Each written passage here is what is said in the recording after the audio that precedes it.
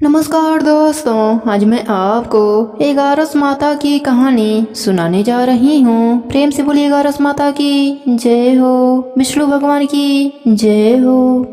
एक बार एक बुढ़िया माई ने एगारस का व्रत रखा। बड़े ही भक्ति भाव से पूजा अर्चना करी। उन्हें वृद्ध अवस्था में क्या बाधा थी, वह तो अपने पुत्र पौत्रों की सुख सुविधा के लिए व्रत रखा था।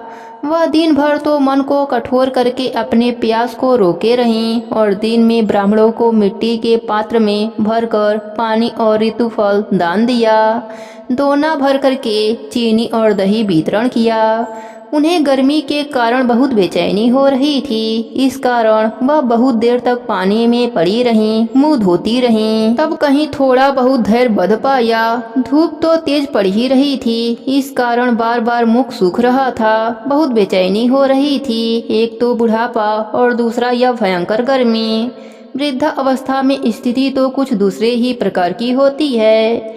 जैसे तैसे हाथ पैर धो करके दिन कट पाया। अब पहाड़ सी रात सामने थी। उनका कटना बड़ा ही कठिन दिखाई दे रहा था। खटिया पर पड़े पड़े शांति नहीं मिल रही थी। वे बार बार करवट बदल रही थीं। अनेक बार वह बाहर जाती और भीतर आती। उन्हें घर के अंदर शांति नहीं मिल रही थी। वे खटिया पर पड़ी पड़ी एगारस माता का स्मरण करती रहीं। वे कहती रहीं, हे माता, आप मेरी लाज रखना। आप मुझे शक्ति देना जिससे मैं यह व्रत पूर्ण कर सकूं और यह पहाड़ सी रात शांति पूर्वक व्यतीत हो सके। प्यास के कारण बुढ़िया माई की बेचैनी बढ़ती ही जा रही थी। उन्होंने धैर्य रखने का बहुत प्रयास किया, किंतु सहनशीलता की सीमा टूट गई और वह घबराकर एकदम चिल्ला उठी। बोली कि बचाओ बचाओ। अम्मा का चिल्लाना सुनकर परिवार भर के नर नारी, बच्चे, अड़ोसी पड़ोसी एकत्रित होकर बुढ़िया अम्मा के खटिया के समीप पहुंच गए। सबने पूछा कि अम्मा, आपको क्या हुआ? आप क्यों चिल्ला रही हैं? आप इस वृद्ध अवस्था में यह कठिन व्रत क्यों करती हैं? अम्मा जी, शक्ति से ही भक्ति होती है। थोड़ी देर में बुढ़िया माई फिर बोली, मेरे प्राण निकल रहे हैं, मेरे छाती पर ठंडे पानी का घड़ा रख दो। अब नातियों ने दादी के छाती पर ठंडे पानी का पात्र रख दिया। तब उन्हें थोड़ा बहुत आराम मिला और थोड़ी देर के लिए उन्होंने अपनी आंखें बंद कर ली।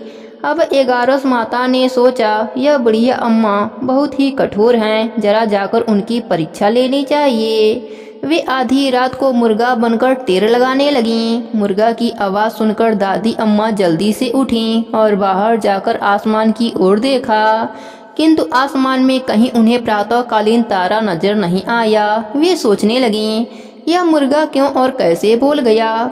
उन्हें प्यास तो लग ही रही थी। थोड़ा बहुत उनका मन भी विचलित हो गया।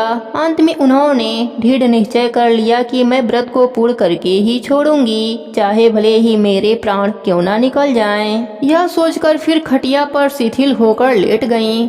थोड़ी देर में एगारस माता ने उनका फिर से परीक्षा लेनी चाहिए। एक छोटी सी बालिका एक गिलास में शरबत लेकर उनके सिरहाने आकर खड़ी हो गई और जोर से बोली, दादी जी, सवेरा हो गया है, आप हाथ मुंह धोकर शरबत को पी लीजिए। पहले तो शरबत का गिलास देखकर उनका मन मचल उठा, किंतु अनायास व्रत का स्मरण हो आया और उन्होंने सोचा कि मैं किसी भी प्रकार से अभी शरबत नहीं पी सकती हूँ, और वे शांति पूर्वक अपनी खटिया पर लेट गईं। फिर थोड़ी ही देर में उन्हें ऐसा लगा जैसे किसी ने उन्हें पानी के कुएं में पलट दिया हो। वे बड़ी देर तक हाथ पैर चलाती रहीं, किंतु उन्होंने अपने मुंह में एक बूंद भी पानी जाने नहीं दिया। वे दृढ़ता पूर्वक अपने व्रत का पालन करती रहीं। थोड़ी देर में न जाने कहां से सामने आग जलने लगी, जिससे भारी गर्मी बढ़ने लगी। प्यास के कारण प्राण निकलने लगे, किंतु बुढ़िया माई का कुछ भी बिगड़ नहीं पाया। वे जहाँ की तहाँ मुस्कुराती हुई बैठी रहीं। थोड़ी ही देर में बाहर प्रकाश दिखाई देने लगा। ऐसा लगा जैसे सवेरा हो गया हो। बुढ़िया माई ने जब बाहर निकलकर देखा तो समझ गईं, अभी सुबह होने में 3-4 घंटे की देरी है। यह जानकर भी वह शांति पूर्वक इधर उधर घूमने लगीं। फिर एगारस माता यह बात अच्छी तरह से समझ गईं कि यह बुढ़िया किसी भी प्रकार से अपने व्रत से टस से मस नहीं हो सकती है। वे उनके सत्य व्रत को अच्छी तरह से समझ गईं। अब सवेरा होते ही बुढ़िया माई ने स्नान किया, भगवान की पूजा पाठ करे, 11 माता की कथा सुने, तुलसी माता की कथा सुने, ब्राह्मणों को दक्षिणा देकर भोजन कराया। तब कहीं उन्होंने व्रत का पारण करके जल ग्रहण किया। फिर अम्मा ने स्वयं भोजन किया। उस श्रेष्ठ व्रत के प्रभाव से बुढ़िया अम्मा की आयु में वृद्धि हो गई। उनका घर परिवार हरा भरा हो गया। अब उनको अभाव न रहा। वे हर तरह से सुख साधनों से संपन्न हो गईं। नाती नातिन से उनका घर भर गया और वे उसी दिन से 12 महीनों के एकादशियों का व्रत करने लगीं। 11 माता के व्रत के प्रभाव से बुढ़िया माई इस संसार में हर प्रकार के सुख भोग कर अंत में बैकुंठ धाम को चली गईं। हे 11 माता, जैसी कृपा आपने बुढ़िया माई पर करी वैसी ही कृपा आप अपने सभी भक्तों पर करना। सबके व्रत को पूर्ण करना। कहानी अधूरी हो तो पूरी करना, पूरी हो तो मान रखना। प्रेम से बोलिए 11 माता की जय हो, विष्णु भगवान की जय हो। एक समय की बात है, एक नगर में एक राजा राज्य करता था। वह बहुत ही धार्मिक प्रवृत्ति का था। उस राजा को समय आने पर 2 कन्याओं का जन्म हुआ। राजा की छोटी बेटी भी अपने पिता के तरह ही धार्मिक थी। वह नियम धर्म से रहती थी। साथ ही वह बचपन से 11 माता का व्रत भी करने लगी। 11 माता की कृपा से राजा की छोटी बेटी लोकप्रिय हो गई। उसकी हर तरफ प्रशंसा होती रहती थी। यह सब देखकर राजा की बड़ी बेटी को बड़ा ही ईर्ष्या होता था। वह अपने बहन से जलती रहती थी। एक बार की बात है, पड़ोसी राजा का बेटा बड़ी बेटी को देखने आया, लेकिन उसे बड़ी बेटी की जगह छोटी बेटी पसंद आ गई। अब तो बड़ी बहन अपने छोटी बहन से और भी अधिक जलने लगी। वह अपने छोटी बहन को मारने के नए नए तरीके अपनाती है। एक बार भोजन में जहर मिलाकर उसे खिलाने की कोशिश करती है। एक बार मटके में जहरीला सांप रखकर छोटी बहन के कमरे में रख देती है। एक बार छोटी बेटी को पनघट पर पानी भरने के लिए ले जाती है और धोखे से नदी में धक्का दे देती है। हर बार 11 माता उसे बचा लेती हैं, क्योंकि वह 11 माता का व्रत किया करती थी। बड़ी बहन बहुत परेशान हो गई कि यह तो किसी भी तरह से नहीं मरती। एक दिन बड़ी बहन छोटी बहन से बोली, मेरी प्यारी बहन, भगवान ने हम सब की मृत्यु किसी न किसी तरह से लिखी है। क्या तुम्हें पता है तुम्हारी मृत्यु कैसे होगी? छोटी बहन बहुत ही सीधी साधी थी। वह बोली, मेरी मृत्यु मेरे पालतू तोते के गले में जो हार है उसी में अटकी हुई है। यदि कोई मेरे तोते को मारकर वह हार पहन ले तो मैं मूर्छित हो जाऊंगी, और फिर उस हार को उतारकर कोई रख दे तो मैं जीवित हो जाऊंगी। उस रात छोटी बहन अपने पिता के पास गई और बोली, पिताजी, मुझे शक है, यदि मैं मर जाऊं तो आप मुझे जलाना मत। आप मुझे हमारे पुराने महल के कुएं के पास झोपड़ी बनाकर खाट पर सुला देना। राजा बोले, बेटी, तुम ऐसा क्यों बोल रही हो? 3 दिन बाद तो तुम्हारी शादी है। तब छोटी बेटी बोली, पिताजी, समय का कोई भरोसा नहीं। इस तरह शादी वाला दिन भी आ गया। उस दिन बड़ी बहन छोटी बहन के पालतू तोते को ढूंढती है, पर वह उसे कहीं नहीं मिलता। तभी दरवाजे पर बारात आ जाती है। बरमाला का कार्यक्रम संपन्न हो जाता है। फेरों की रस्म शुरू हो जाती है। उधर बड़ी बहन तोते को ढूंढ लेती है और वह उस तोते को मार देती है। वहीं छोटी बहन 3 फेरे राजकुमार के साथ पूरे कर लेती है। तभी छोटी बहन मूर्छित होकर गिर जाती है। उधर बड़ी बहन तोते के हार को खुद पहन लेती है। इधर सभी घबरा जाते हैं। सभी बारातियों में हलचल मच जाती है कि राजकुमारी को क्या हुआ। सभी डर जाते हैं। तब राजा वैद्य हकीमों को बुलाते हैं। छोटी राजकुमारी को महल में ले जाकर लिटा दिया जाता है। वैद्य हकीम राजा से कहते हैं, राजकुमारी ना मरी हैं ना जीवित हैं। हमने ऐसा पहली बार देखा है। तब राजा उनसे कहते हैं, वहां जाकर बोलना कि राजकुमारी अभी बेहोश हैं, अभी थोड़ी देर में ठीक हो जाएंगी।